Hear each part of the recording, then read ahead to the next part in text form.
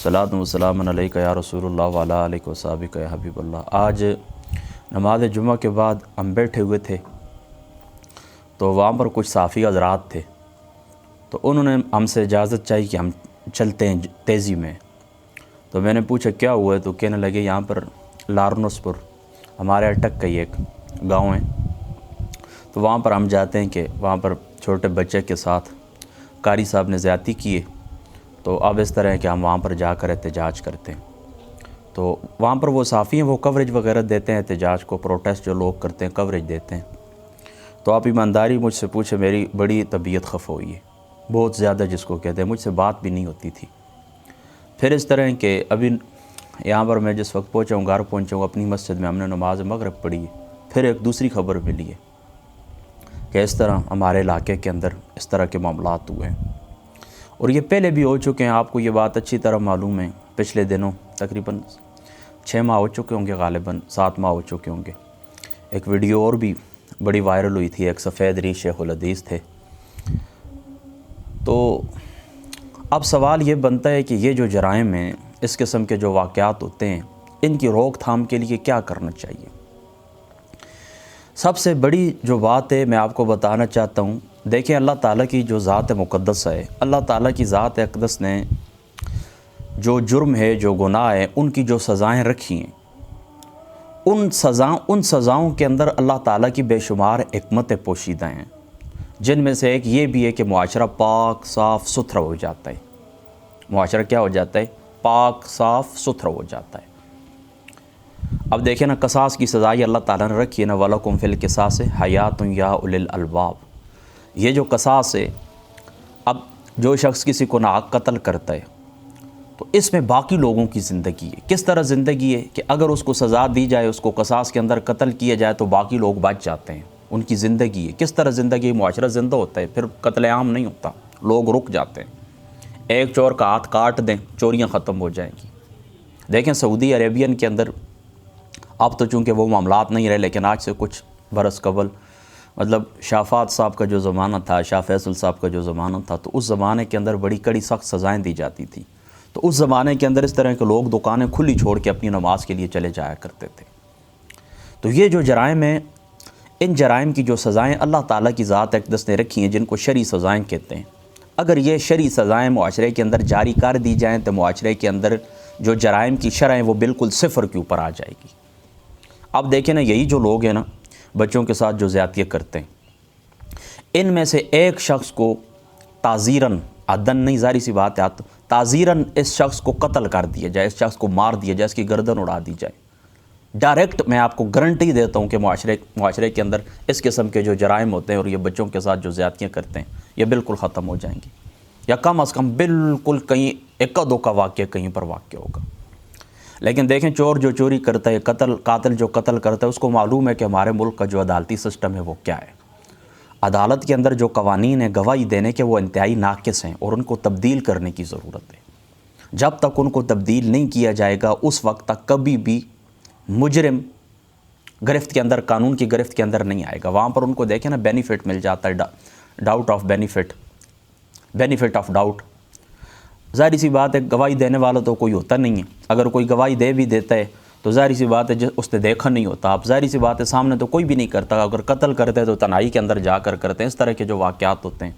और फिर मज़े की बात आपको बताऊं, मैं आपको पहले भी ये बात बता चुका हूँ कि जिस तरह शरीयत के अंदर गवाही देना ज़रूरी है, जिस तरह शरीयत के अंदर, मेरी बात आप सब देखें ना, एक होता है ना गवाही देना, किसी के हक़ के अंदर गवाही देना, झूठी गवाही देना जिस तरह, बस आसान सी बात आप समझ, झूठी गवाही देना जिस तरह गुनाह है, इस तरह सच्ची गवाही छुपाना गुनाह है। बस ये जुमला याद रखना। तो इस ज़माने के अंदर लोग इस तरह करते हैं, डरते हैं, बात नहीं करते।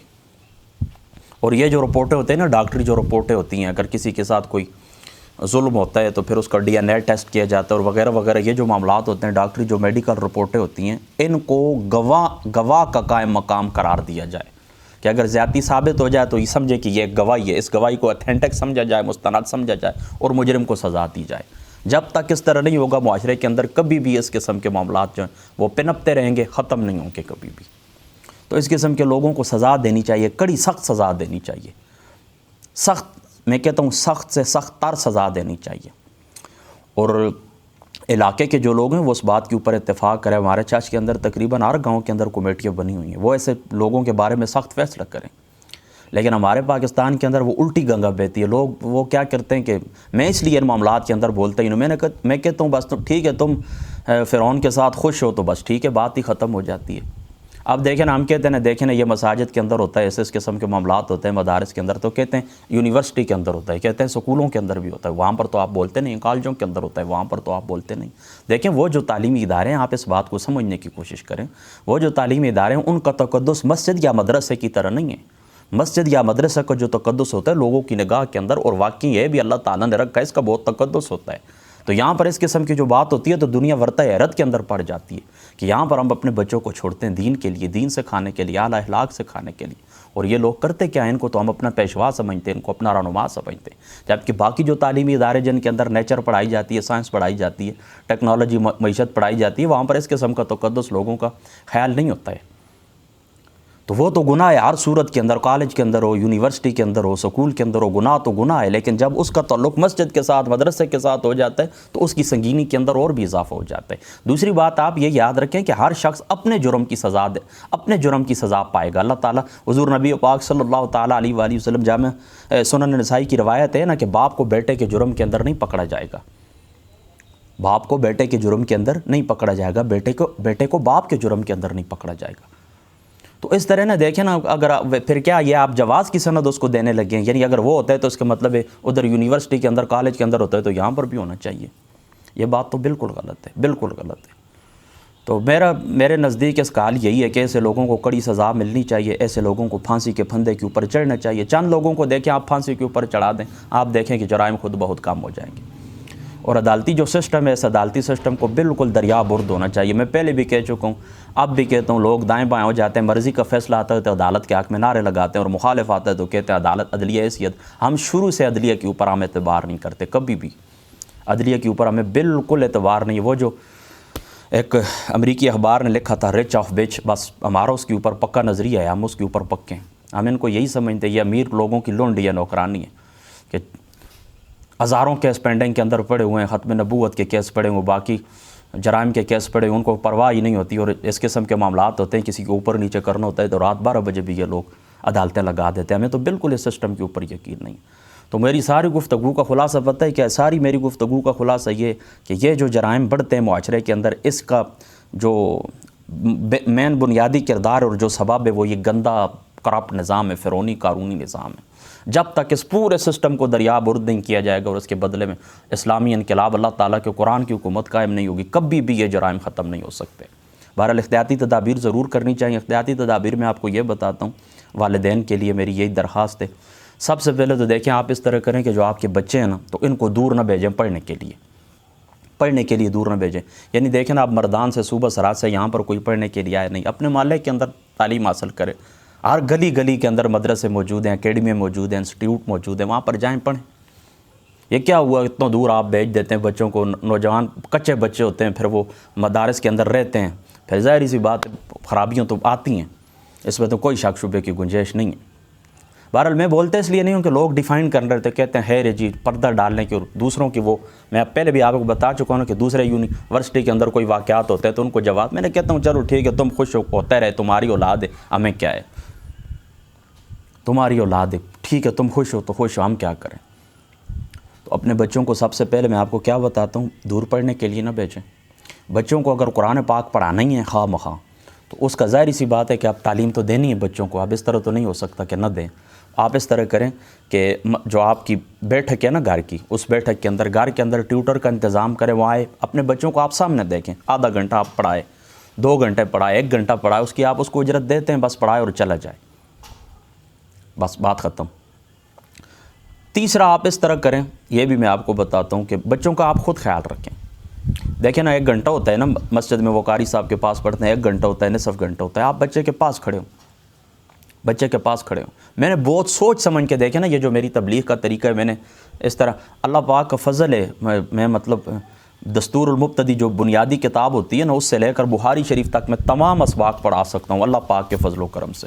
لیکن آپ کو پتہ ہے میں نے یہ طریقہ اختیار نہیں کیا، میں کر سکتا تھا لیکن میں نے نہیں کیا ہے۔ بہت سوچ سمجھا میں نے، بڑی گہری نگاہ رکھی ہے ان سارے معاملات کے اوپر، بہت گہری نگاہ الحمدللہ تعالیٰ میں نے رکھی ہے، اور ڈر بھی لگتا ہے۔ اللہ تعالیٰ کی ذات اقدس کو خوف بھی ہے۔ دشمن ظاہری سی بات ہے وہ بھی طرح طرح کے حربے استعمال کرتا ہے، اور پھر اس قسم کے جو واقعات ہوتے ہیں تو پھر ظاہری سی بات ہے کہ بات تو سب کے اوپر آتی ہے، تربیت تو سب کی اسی طرح ہے۔ پھر تربیت کے اوپر بات آتی ہے نا کہ فلاں کی تربیت دیکھیں نا، یہ مدارس ان سے لوگ کیا ایکسپیکٹ کرتے ہیں، یہی کہ یہ میں اخلاق سکھائیں گے، دین سکھائیں گے، اور بات پھر اس قسم کی آئے تو ظاہری سی بات ہے لوگوں دور تو ہوتے ہیں لوگ۔ میری بات آپ سمجھیں نا، تو میں کیا کہتا ہوں، بچوں کو گھر کے اندر پڑھائیں، ٹیوٹر کو بلا لیں، گھر کے اندر بچوں کو پڑھائیں، اور دوسری بات ہے مدرسے کے اندر بھی اگر جاتے ہیں تو والدین خود خیال رکھیں، چھوڑنے کے لیے بھی جائیں، لانے کے لیے بھی، یہ ذمہ داری ہونی چاہیے۔ دیکھیں نا دن کے اندر آپ اوپن بیٹھے ہوئے ہیں نا، بچے بیٹھے ہوئے ہیں تو سامنے اب کلاس لگی ہوئی ہے، کیمرے اوپر مدرسے کے اندر لگے ہوں، تو وہاں پر تو ظاہری سی بات ہے کہ بہت کم چانسز ہوتے ہیں۔ دیکھیں جو گناہ کرنے والے ہوتے ہیں تو وہ میں آپ کو کہتا ہوں کہ بس معمولی سا بھی وہ پردہ دیکھتے ہیں تو وہ اس کے اندر بھی کر لیتے ہیں، معمولی سا میں کہتا ہوں دروازہ بند کرتے وقت بھی وہ اگر کرنا چاہیں تو وہ تھوڑی سی دیر میں وہ اپنا منہ کالا کر ہی لیتے ہیں۔ لیکن جو احتیاطی تدابیر ہے وہ ہمیں اپنانی چاہیے، باقی اللہ تعالیٰ کی ذات اقدس کے اوپر چھوڑا جاتا ہے۔ گھروں کے اندر بھی ہو جاتا ہے، اس طرح کے معاملات ہو جاتے ہیں کہ نہیں ہو جاتے۔ جن بیویوں نے اپنے حامدوں کے ساتھ خیانت کرنی ہوتی ہے وہ 10 منٹ کے لیے دکان تک جاتے ہیں، وہ پیچھے جو کچھ انہوں نے کرنا ہوتا ہے وہ کر لیتے ہیں۔ اسی طرح بیرون ملک خاوند جاتے ہیں کمانے کے لیے کہ میرے بچے پڑھ جائیں، پیچھے معاملات اور ہو جاتے ہیں۔ مطلب جس نے کرنا ہے، جس کے دل کے اندر خوف خدا نہیں ہے، انہوں نے کرنا ہی کرنا ہے۔ تو ایک تو تعلیم کو عام کرنا چاہیے، جو جرائم ان کی سنگینی کو بھی بیان کرنا چاہیے، ان کے جو نقصانات ہیں معاشرے کے اوپر جو برے اثرات مرتب ہوتے ہیں ان کو بھی بیان کرنا چاہیے، اور ساتھ احتیاطی تدابیر بھی کرنی چاہیے کہ اپنے بچوں کو گھر کے پاس پڑھائیں۔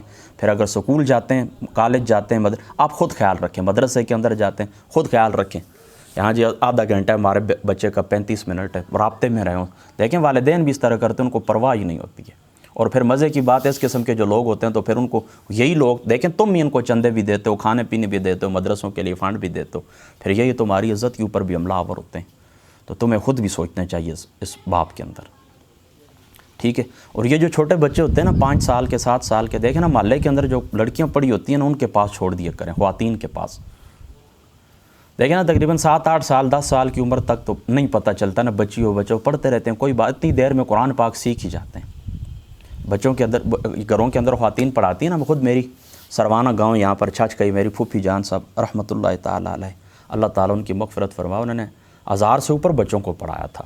یہاں پر ہمارے گاؤں کے اندر خاتون ہیں، اللہ تعالیٰ ان کی بھی مغفرت فرمائے، وہ بھی دنیا سے چلی گئی ہیں، حافظ شبیر ان کی والدہ ہیں، وہ گھر کے اندر وہ بھی بچوں کو پڑھاتی تھیں، بچیوں کو پڑھاتی تھی، میں نے خود دیکھا ہے، چھوٹا سا ہوتا تھا نا میں جاتا ہوتا تھا گھر کے اندر درجنوں بچیاں پڑھتی تھیں۔ اور بھی میں کئی مثالیں آپ کو دے سکتا ہوں، قرآن پاک خواتین کے پاس لوگوں نے پڑھا اور بڑے اچھے انداز میں پڑھا۔ بچوں کو بس ادھر گھر کے اندر چھوڑ دیا کریں، خواتین کے پاس چھوڑ دیا کریں، وہاں پر امن میں رہتے ہیں، محفوظ رہتے ہیں، اور خود حفاظت کریں۔ اور پھر میں اپنی ساری گفتگو کا خلاصہ، یہ کرپٹ نظام، یہ فرعونی، یہ قارونی نظام، جب تک یہ نظام ٹھیک نہیں ہوتا ہے، عدالتی سسٹم ٹھیک نہیں ہوتا، جرائم کی سزا نہیں ملتی، اس وقت تک یہ معاملات ہوتے رہیں گے۔ بہرحال ان لوگوں کا بائیکاٹ کریں، ان لوگوں کے ساتھ جس وقت آپ جان لیں سخت کارروائی کریں، کسی قسم کا ان لوگوں کے ساتھ تعاون نہ کریں، یہ پھر اپنی موت آپ مار جاتے ہیں۔ کمیٹیاں جو رکھتی ہیں، کوئی حافظ ہے، کوئی عالم دین ہے، کوئی کچھ بھی ہے، کہاں سے بھی وہ آتا ہے، اس کا پورا بایو ڈیٹا معلوم ہونا چاہیے، یہ شادی شدہ ہے، ان میرڈ ہے، کیا ہے یہ، اس کی کتنی اولادیں، پیچھے یہ کیا کرتا ہے۔ ہم تو پہلے بھی کئی دفعہ لوگوں کو بتا چکے کہ دیکھیں ان کے اوپر نظر رکھیں، جو دین کا لباس اوڑھ کر آ جاتے ہیں اور دین کے نام کے اوپر مدارس مساجد کے اندر دہشت گردی اور اس قسم کے معاملات کرتے ہیں، ان کا آپ خیال رکھیں۔ لیکن وہ خود ڈوبنے کے لیے تیار ہے، میں آپ کو پہلے بھی بتا چکا، ان معاملات کے اندر میں بولنا چاہتا تھا لیکن وہ خود کہتے ہیں کہ ہم ڈوبنے کے لیے تیار ہیں، تو میں کیا کروں۔ اور مزے کی بات ہے ان سے لوگ ڈرتے بھی ہیں۔ وہ پیچھے بھی جو لڑکا تھا وہ کہتا تھا نا کہ اس مفتی صاحب، وہ جو نام اب میں نہیں لیتا، نام خیر مجھے بھول بھی گیا ہے، وہ سفید داڑھی والا جو تھا، شیخ الحدیث، کتاب بھی اوپر پڑھی اور وہ دیکھی تھی نا آپ نے وہ ویڈیو، تو وہ اس طرح کرتا تھا کہ وہ کہتا کہ مجھے اب اس کے بیٹے جو ہے نا اس کے بیٹے مجھے اب دھمکیاں دیتے ہیں، بیٹے مجھے کہتے ہیں تمہیں مار ہی دیں گے، تو لوگ ڈرتے بھی ہیں۔ تو اس باب کے اندر میں اتنی بات بھی آپ سے کرتا ہوں کہ ایک مرزا انجینئر محمد علی، اس کی میں جرأت مانتا ہوں، اس کے ساتھ میرا بہت سخت اصولی اختلاف ہے، لیکن اس بات کو میں کھلے دل سے تسلیم کرتا ہوں کہ اس باب کے اندر اس نے جرأت کی اور کھلا وہ بولا ہے، اوپن بولا ہے، باقی لوگ ڈرتے تھے، لیکن اس نے بس خوف کو بالا طاق رکھتے ہوئے کسی قسم کھلی اس نے باتیں کی ہیں۔ تو اور بھی باتیں بہرحال چلو ابھی نماز کا وقت ہو گیا عشاء کی نماز کا. اللہ تعالیٰ کی ذات ہے کہ بس سمجھ کی توفیق عطا فرما اور اللہ تعالیٰ سب کی حفاظت فرمائے عزتوں کی. واہ